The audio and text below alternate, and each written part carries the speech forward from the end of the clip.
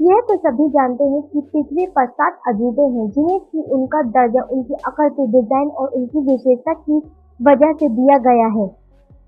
अजूबों को देखने के लिए हर साल लाखों पर्यटक एक जगह से दूसरी जगह यात्रा करते हैं और इसमें बहुत सारे पैसे भी खर्च होते हैं। लेकिन क्या आप जानते हैं कि पृथ्वी पर प्राचीन युग में भी ऐसे ही अजूबे हुआ करते थे जो कि प्राकृतिक आपदा या युद्ध की विशेष स्थिति की वजह से नष्ट हो गए। आज मैं आपको इस वीडियो में ऐसे ही प्राचीन युग की आकृतियों के अजूबों के बारे में बताने जा रही हूँ, जो अगर आज के समय में होते तो विश्व की सुंदरता में चार चांद लगा देते। The crosses of roads. Greece के शहर में एक विशालकाय मूर्ति थी। द क्रॉसेस ऑफ रोड्स के नाम से जाना जाता था। यह मूर्ति सूर्य देवता के चेहरे हेलियोस को समर्पित थी, क्योंकि ग्रीस के लोग सूर्य को अपना भगवान मानते थे और उनकी पूजा किया करते थे। इस मूर्ति को बनने में लगभग 12 साल तक का लंबा वक्त लग गया था और 280 BC में यह स्टैचू पूरी तरह बनकर तैयार हो गया था। इस मूर्ति की ऊंचाई 33 मीटर के आसपास थी और इसी वजह से इस मूर्ति को प्राचीन युग के 7 अजूबों में से एक माना जाता था। यह उस दौर का सबसे ऊंचा मानव निर्मित स्टैचू था, जिसे रॉड्स शहर के बंदरगाह पर बनाया गया था और यह माना जाता है कि देवता इस शहर की समुद्री तूफान और लुटेरों से रक्षा करेंगे। लेकिन 226 BC में एक खतरनाक भूकंप की वजह से द क्रॉसेस ऑफ रोड पूरी तरह से ढह गया था, लेकिन मूर्ति के कुछ अवशेष बाकी बच गए। वहीं 653 अरब के मुसलमान जनरल मुअम्मिया प्रथम ने रॉड्स पर जीत हासिल कर ली थी, जिसके बाद इस मूर्ति के बचे अवशेषों को तुड़वा कर उन्हें बेच दिया गया था। इसके बाद द क्रॉसेस ऑफ रोड की मूर्ति को दोबारा कभी नहीं बनाया जा सका। The light house of Alexandria. वर्तमान समय में समुद्री जहाजों को रास्ता दिखाने के लिए कई लाइट हाउस है, लेकिन क्या आप जानते हैं दुनिया का सबसे पहला लाइट हाउस कौन सा था? अगर नहीं तो मैं आपको बता देती हूँ। मिस्र के अलेक्जेंड्रिया शहर में the light house of Alexandria दुनिया का सबसे पहला लाइट हाउस माना जाता है, जिसे 280 से 247 BC में बनाकर तैयार किया गया था। इस लाइट हाउस की लंबाई 100 मीटर के आसपास थी, जिसे प्राचीन दौर के 7 अजूबों में से एक माना जाता है। इतना ही नहीं, इस लाइट हाउस को दुनिया का सबसे ऊंचा मानव निर्मित स्टैचू भी माना जाता है। 47 किलोमीटर की दूरी से देखा जा सकता है। लेकिन 956 से 1323 AD के बीच मिस्र में कई भूकंप आए थे, जिसकी वजह से लाइट हाउस की नींव कमजोर होती चली गई थी। आखिरकार ये मानव निर्मित लाइट हाउस पूरी तरह से तबाह हो गए थे। इस लाइट हाउस के अवशेषों को साल 1994 में समुद्र के पानी में खोजा गया था। इस प्राचीन अजूबे का अस्तित्व दुनिया के सामने आया था। The statue of Zeus at Olympia. Greece के लोग देवी देवता पर काफी ज्यादा विश्वास किया करते थे, जो कि आशा और बिजली के देवता के रूप में की पूजा करते थे। प्राचीन ग्रीस में जीएस की मूर्ति बनाकर तैयार की थी, जिसे the statue of Zeus at Olympia के नाम से जाना जाता है। इस मूर्ति को 435 BC में मूर्तिकार फिदियास ने बनाकर तैयार किया, जिसकी लंबाई 12.4 मीटर के आसपास थी। माना जाता है कि जियास ग्रीस के ओलंपिया शहर में राजा थे, लिहाजा उनके सम्मान में इस विशालकाय मूर्ति को बनाकर तैयार किया था, जिसे प्राचीन युग के 7 अजूबों में से एक माना जाता है। इस मूर्ति को कीमती पत्थरों, हाथी के दांतों और प्योर गोल्ड का यूज करके तैयार किया गया था, जिसे अचानक गायब हो जाने की वजह से ग्रीस के लोग काफी ज्यादा परेशान हो गए थे। कहा जाता है कि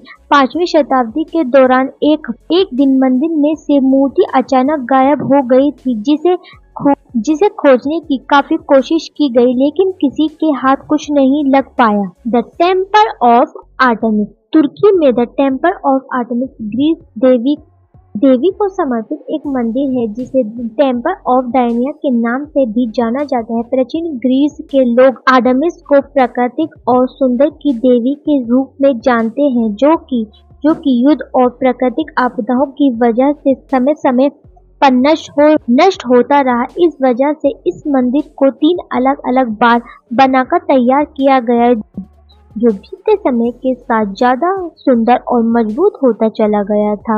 यही वजह है कि उस दौर में इस मंदिर को दुनिया के 7वें अजूबों की लिस्ट में शामिल किया गया था, जिसकी सुंदरता देखते ही बनती थी। लेकिन 262 ईस्वी में मंदिर पर हमला करके इसे पूरी तरह क्षतिग्रस्त कर दिया गया, जिसके बाद उसे फिर से बनाने की कोशिश नहीं की गई। इस मंदिर के अवशेष आज भी तुर्की में है, जिसे एक प्राचीन पर्यटक स्थल का रूप दिया जा चुका है और पर्यटक इस जगह को देखने के लिए बड़ी संख्या में पहुंचते हैं। The hanging garden of Babylon. प्राचीन युग के 7 अजूबों में the hanging garden of Babylon का नाम भी शामिल है, जिसे इराक के बाबल प्रांत में बनाकर तैयार किया गया था। कहा जाता है कि यह जगह एक खूबसूरत महल और गार्डन के रूप में विकसित किया गया था, जिसे उस समय के राजा नेबूनेजरसैंडर ने अपनी पत्नी मिडियाना के लिए बनवाया था। बताया जाता है रानी काम्या जिस जगह पर था वहाँ हरे भरे पेड़ पौधे और पहाड़ थे। वहीं इराक के रेगिस्तानी इलाके में रानी हरियाली और प्राकृतिक सुंदर को याद करती थी, जिसकी वजह से राजा ने अपनी पत्नी को खुश करने के लिए इस गार्डन को तैयार कराया था। कहा जाता है कि इस गार्डन में कई तरह के पेड़ पौधे, फूल, पानी के फव्वारे और खूबसूरत आकृतियां बनवाई गई थी, जिसकी वजह से इसका नाम प्राचीन युग के 7 अजूबों में शामिल किया गया था। लेकिन द हैंगिंग गार्डन ऑफ बेबीलोना के अस्तित्व को लेकर इतिहासकारों के बीच मतभेद देखने को मिलता है, क्योंकि इस तरह के गार्डन का प्राचीन इराक के दस्तावेजों में जिक्र नहीं मिला है। वहीं इराक के किसी शहर में ऐसे गार्डन के अवशेष भी नहीं मिले हैं, जिसकी वजह से कुछ इतिहासकारों का मानना है कि एक अविश्वसनीय गार्डन ही नहीं था। वहीं कुछ इतिहासकारों का मानना है कि इस गार्डन की असली लोकेशन का पता नहीं लगाया जा सका है, जिस वजह से इस प्राचीन अजूबे के अवशेष आज भी आम लोगों की पहुंच से दूर हैं। इसके अलावा गार्डन के नष्ट होने को लेकर भी कोई सटीक वजह सामने नहीं आती है। कुछ लोगों का कहना है कि यह प्राकृतिक आपदा की वजह से नष्ट हो गया था। वहीं कुछ लोगों का मानना है कि इस गार्डन को हमलावरों ने नुकसान पहुंचाया था। The mausoleum of Halicarnassus. आपने ताजमहल के बारे में तो सुना ही होगा, जिसे मुगल बादशाह शाहजहां ने अपनी पत्नी की याद में बनवाया था। ठीक इसी तरह प्राचीन युग में द मौजोनियम एंड हेरिकासमियम को बनवा कर तैयार किया गया था, जिसे एक पत्नी ने अपने मृत पति को समर्पित किया था। तुर्की में द मौजोलियस ऑफ हेलिकांस को 350 से 353 बीसी के दौर में रानी आर्टेमिसिया II ने अपने पति मौजोलियस की याद में बनवाया था, जो उस समय का बहुत ही भव्य और शानदार महल हुआ करता था। तुर्की में द मौजोलियम और हेलिकांस को 350 से 353 बीसी के दौरान रानी एडिनियस II ने अपने पति मौजोलियम की याद में बनवाया था, जो उस समय का बहुत ही भव्य और शानदार महल हुआ करता था। इस मकबरे के बाहरी हिस्से में अलग अलग तरह की मूर्तियां बनाई गई थी, जो की सुंदरता में चार चांद लगाने का काम करती थी। इस मकबरे की ऊंचाई 45 मीटर थी, जिसे 4 मजबूत खंभों पर खड़ा किया गया था और उसकी दीवारों पर प्राचीन ग्रीक के डिजाइन गुदे थे। इस वजह से द मौजोलियम का नाम दुनिया के 7वें अजूबों की लिस्ट में शामिल किया गया था, जो अपने वक्त का सबसे चर्चित मकबरा हुआ करता था। लेकिन 13वीं से 15वीं शताब्दी के बीच मकबरे ने कई छोटे से बड़े भूकंप का सामना किया, जिसकी वजह से इसकी नींव कमजोर हो गई और आखिरकार मकबरा टूटकर ध्वस्त हो गया था। लेकिन इस मकबरे के कुछ अवशेषों को आज भी तुर्की के म्यूजियम में सुरक्षित रखा गया है, जिसे पश्चिमी दौर का छठा मकबरा माना जाता था। The great pyramid of Giza. मिस्र के अल गीजा डेजर्ट में द ग्रेट गीजा पिरामिड का नाम वर्तमान समय में दुनिया के 7वें अजूबों में शामिल है। लेकिन यह स्ट्रक्चर पश्चिमी युग के 7 अजूबों में भी अपनी जगह बना चुका है। यह पश्चिमी युग के 7 अजूबों में से सबसे मजबूत स्ट्रक्चर है, जो 400 सालों तक विश्व की सबसे ऊंची मानव निर्मित इमारत के रूप में जाना जाता था।